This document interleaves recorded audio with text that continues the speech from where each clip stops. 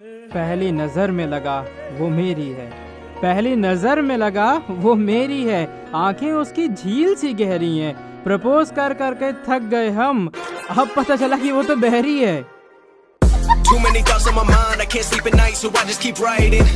I don't even have so hello everyone and welcome back to new video. शायद थोड़ा ज़्यादा तेज चिल्ला दे, लेकिन ऑफ कोर्स आज है संडे, मतलब it's time for another Q&A ने ऑलरेडी जो हमने वाहियात सी शायरी थी वो बोल दी वीडियो की शुरुआत में, और रेट जरूर करना है इस वाली शायरी को। मतलब ये तो अलग ही सीन है, मैं हर क्यूएनए में कहता हूँ रेट करने के लिए, लेकिन इस बार भी रेट करना मेरी सस्ती शायरी को। लेकिन चलो ये बात है अलग है, आज संडे, आज क्यूएनए हम लोग WWE के बारे में बात करेंगे, ज़्यादा इधर उधर नहीं भटकने वाले। So without wasting any time, हमेशा की तरह 1 मिनट वेस्ट करने के बाद of course let's begin this video. शुरू करते हैं वीडियो को पहले क्वेश्चन के साथ में। जो पहला क्वेश्चन है वो इस बार द साइकोपैथ की तरफ से आया सामने। If the users are banned in the UK then there are chances that Sami Zayn can interrupt and cause Drew McIntyre for losing. यानी कि भैया जैसे मैंने बताया अपनी वीडियो के अंदर, जो ऊसोस का DUI वाला पूरा सीन है ना, यानी कि वो नशे पत्ती वाला, तो उससे क्या हो सकता है कि जो ऊसोस है शायद वो यूके में न जाते हुए नजर है, स्पेशली जिमी ऊसो। अब लगातार हम लोग देख रहे हैं हमारे जो सैमी ज़ेन है भैया वो ऊसोस का रोल प्ले कर रहे हैं, वो रोमन रेंस को बचाते हुए नजर आ रहे हैं। अब देखो यूके के अंदर सैमी ज़ेन जा तो सकते हैं, और मुझे हाई चांस भी लग रहा है कि कहीं ना कहीं जो सैमी ज़ेन है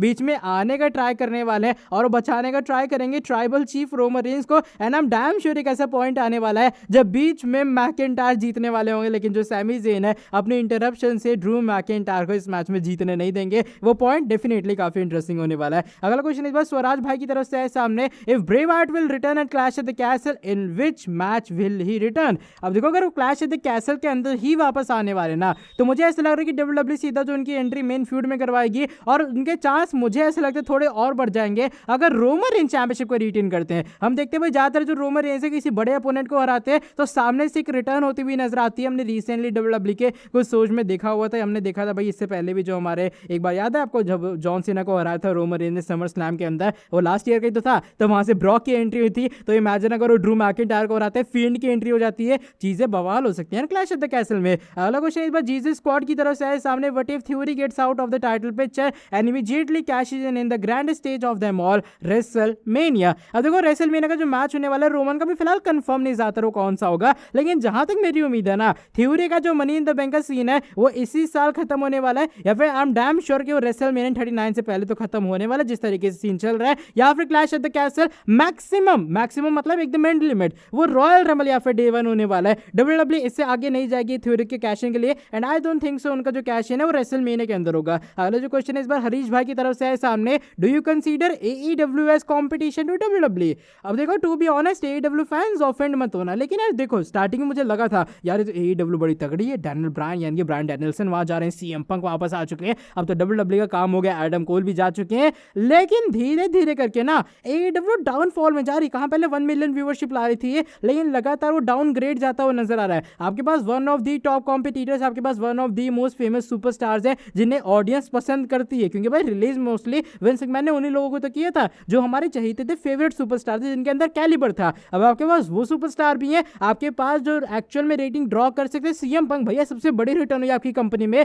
लेकिन तब भी आपकी कंपनी ड्रिव नहीं कर पा रही है, आई मीन ड्रॉ नहीं कर पा रही, जो मर्जी कह लो। तो मुझे इसलिए ऐसा लगता है अब जो AEW है वो कंपटीशन से एक्चुअल में WWE से तो बाहर हो चुकी है। अगला जो क्वेश्चन इस बार वो बादशाह गेमिंग की तरफ से है सामने, और हाँ ट्रिपल एच ने डिफरेंस तो और लंबा कर दिया है। हाँ अब बढ़ते अगले क्वेश्चन की तरफ, बादशाह गेमिंग की तरफ से है सामने। Can Robert Roode return and will get a huge push for world title opportunities under triple H era? अब देखो मेरे हिसाब से रिसेंट नाम है जो ट्रिपल एच है, काफी सारे सुपरस्टार्स को रीपैकेज करते हुए नजर आएंगे, होप ये करूंगा रॉबर्ट रूड उनमें से एक होंगे, और जो ग्लोरियस वाला उनका पूरा थीम है एक बार फिर से कंपनी में वापस आता हुआ नजर आएगा। वो बातें अलग, और जिन लोगों को ये भी नहीं पता है वो NXT के टाइम पे NXT चैंपियन रह चुके हैं, उन्होंने नाकामुरा को हराया था, और नाकामुरा उस टाइम NXT में एक तगड़े कॉम्पिटिटर थे, तो लगे ऐसा है कि ट्रिपल एच उन पे काफी अच्छा भरोसा रखते हैं, और होप ये करूंगा अगर ट्रिपल एच जो ग्लोरियस वाला थीम वापस लाते हैं भैया वो मेन इवेंट इजी वे में कर सकता है। TNA के अंदर वो मेन सुपरस्टार है, तो आप इससे समझ सकते हो अगर एक कंपनी को बंदा कैरी कर रहा है तो एक्चुअल में उसके अंदर कैलिबर है, और शायद ट्रिपल एच फाइनली उस कैलिबर को हमें कंपनी में यूज करते हुए नजर आए। अगला जो क्वेश्चन है इस बार समथिंग न्यू की तरफ से आए सामने, और क्वेश्चन कुल मिला के ये जो केरन क्रॉस है वो आ सकते हैं रोमन रेंस के मैच में, और रोमन रेंस की करेंगे हेल्प, और वो यहाँ पर रिटेन करवाएंगे मैकिंटायर को चैंपियन, आई मीन मैकिंटायर के खिलाफ उनकी चैंपियनशिप को।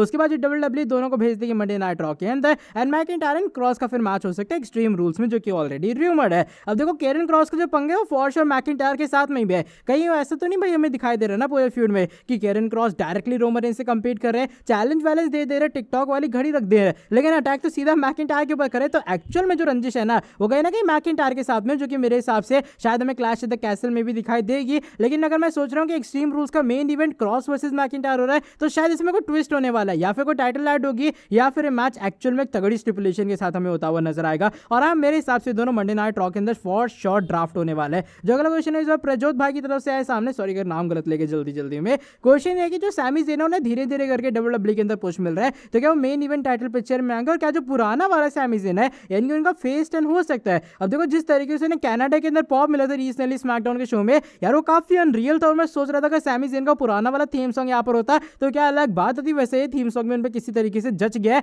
और मुझे ऐसा लगता है कि WWE इनिशियल वे में प्लानिंग कर सकती है अब सैमी ज़ेन के फेस टर्न की। ट्रिपल एच भाई सैमी ज़ेन को बहुत अच्छा सुपरस्टार मानते हैं, उनका आप NXT का करियर उठा के देख लो, वो टॉप बेबी फेस थे NXT के। तो ये उनके अंदर एक्चुअल में वो कैलिबर है कि ऑडियंस को अपने बिहाइंड ला पाए, और रिसेंट का स्मैकडाउन का शो ऑफ कोर्स एक सबसे बड़ा एग्जांपल भी सेट करता है। और शायद मुझे ऐसा लगता है जो ट्रिपल एच है वो आने वाले कुछ महीनों के अंदर सैमी ज़ेन का फाइनली फेस टर्न करवाएंगे, जब शायद ब्लड लाइन उन्हें खुद ब खुद धोखा देती हुई नजर आएगी इतने सारे सैक्रिफाइसेस के बाद भी। अगला क्वेश्चन इस बार शरद शर्मा की तरफ से आए सामने, WWE अगर अपना इंडिया में PPV करवाएगी तो वो किस स्टेडियम के अंदर जा सकते हैं। By the way love you bro. अब देखो इंडिया के अंदर भी काफी सारे बड़े स्टेडियम खुल गए, इंटरनेशनल स्टेडियम हो गए। हमने देखा जो PM नरेंद्र मोदी स्टेडियम वो भी रिसेंट टाइम में ओपन हुआ है। तो भाई स्टेडियम इंडिया के अंदर काफी सारे, इससे पहले जब हुआ था WWE का वो 2017 के आगे अराउंड हुआ था, वो दिल्ली में हुआ था। लेकिन मेरे हिसाब से जो WWE है किसी और बड़े वेन्यू के अंदर करवाना चाहिए। अगर वो इंडिया में शो करवाती है तो शायद जो नरेंद्र मोदी स्टेडियम है मेरे हिसाब से वो ज्यादा फेवरेबल रहने वाला है, जहां पर WWE अपना शो करवाती हुई नजर आएगी। अगला जो क्वेश्चन है इस बार सनेध्या की तरफ से है सामने,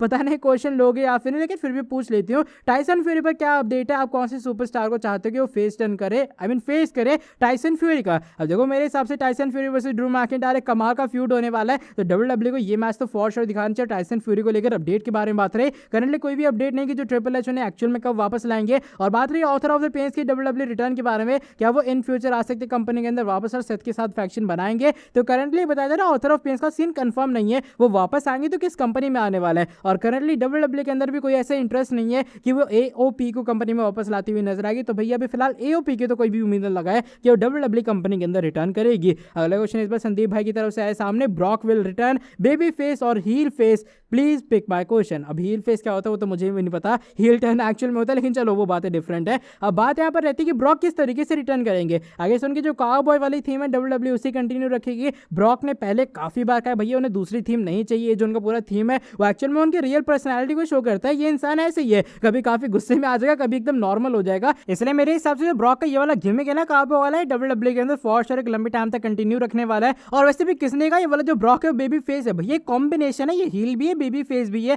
एक्चुअल में ब्रॉक है, चाहे वो किसी भी थीम में वापस आ जाए। And I don't think so ये वाली जो गिमिक है वो WWE से इतनी ज्यादा जल्दी जाती हुई नजर आएगी। आई नो काफी लोग पुराने वाले ब्रॉक को मिस कर रहे होंगे। बाय द वे आज के जो हमारे नेक्स्ट एंड फाइनल क्वेश्चन है सचिन भाई की तरफ से आए सामने, और यार तुम लोगों ने कमेंट सेक्शन फीड से पता नहीं क्यों भर रखा है, फिर कहेंगे देख इसने एक बार फिर से फीड के ऊपर वीडियो बना दी। अब गलती मेरी नहीं, गलती तुम लोगों की है। अच्छा क्वेश्चन की तरफ बढ़ते इधर उधर की बातें छोड़ के, what if feed returns and attack the winner at the main event of clash at the castle? अब जैसे मैंने पहले कहा कि फीड की किस तरीके से वापसी होगी, तो मुझे ऐसा लगता है अगर रोमन रिटेन कर रहे हैं ना चैंपियनशिप को मैकिंटायर के खिलाफ, तब ज्यादा चांस बनेगा कि फीड वापस आएंगे। आई डोंट थिंक सो कि जो WWE है वो केरन क्रॉस और मैकिंटायर के फ्यूड में फीड की भी एंट्री करवाने वाली है। अच्छा याद होगा जो रोमन है जब वो रिटर्न कर रहे थे लंबे टाइम बाद ट्राइबल चीफ वाले गिमिक बन के, उन्होंने फीड और ब्रॉन स्ट्रोमन भी तो अटैक किया था। तो हो सकता है भैया WWE वहां से कहानी रिलेट करती हुई नजर आए और फीड आके भैया डायरेक्टली अटैक कर उन्हें चैंपियनशिप पिक्चर चाहिए। और वैसे देखा जाए एज सच उनके पास कोई तगड़ा अपोनेंट भी नहीं WWE के पास बचेगा मैकिंटायर के बाद, जो कि लेजिट लगेगी डिथ्रोन करने वाला रोमन रेंस को।